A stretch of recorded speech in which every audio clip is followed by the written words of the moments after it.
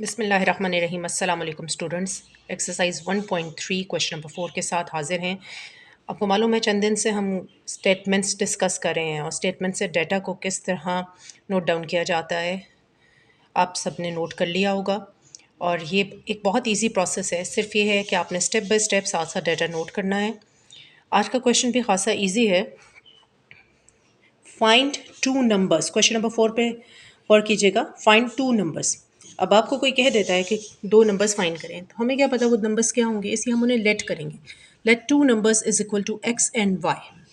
पिछले लेक्चर्स में मैंने आपको स्टेप बाय स्टेप लॉन्ग से लॉन्ग स्टेटमेंट को पीसेस में डिवाइड करके डाटा लिखने का तरीका नोट डाउन करवा दिया हुआ है। आप प्लीज़ उस लेक्चर को बगौर देखिएगा ताकि आप स्टेटमेंट को कॉम्प्रहेंड करके उससे खुद डाटा बनाने के काबिल हो जाएं।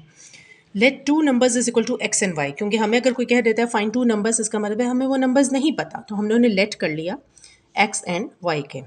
कंडीशन जो आपके क्वेश्चन में गिवन है वो है जी हु सम इज 68, यानी वो दो नंबर्स जो हमें अननोन है उनका सम 68 है और उनका डिफरेंस 22 है। इसका मतलब वो नंबर्स जो हमें अननोन है एक्स एंड वाई, उनका सम 68 है और उनका डिफरेंस 22 है। दोनों नंबर्स को हमने सम किया, रिजल्ट 68। दोनों नंबर्स का डिफरेंस लिया, रिजल्ट 22। आपको याद होगा प्रीवियस लेक्चर्स में कंडीशन को डील जो करना होता है वो हमने according to the situation of question करना होता है। अब बास क्वेश्चंस में हमने रेशनलाइज किया, बास क्वेश्चंस में हमने कैलकुलेटर यूज़ करके रेशनलाइज डायरेक्टली भी कर लिया। एक क्वेश्चन में याद होगा हम लोगों ने कंपेयरिंग द कोफिशिएंट की टेक्निक ली थी। यहाँ भी कंपेयरिंग द कोफिशिएंट की टेक्निक है, दोनों इक्वेशंस को सॉल्व करना है, लेकिन यहाँ भी उसी क्वेश्चन की तरह कोफिशिएंट्स ऑलरेडी कंपेयर हैं। y का कोफिशिएंट 1 है, यहाँ भी y का 1 है, यहाँ भी x का कोफिशिएंट 1 है, यहाँ भी x का कोफिशिएंट 1 है।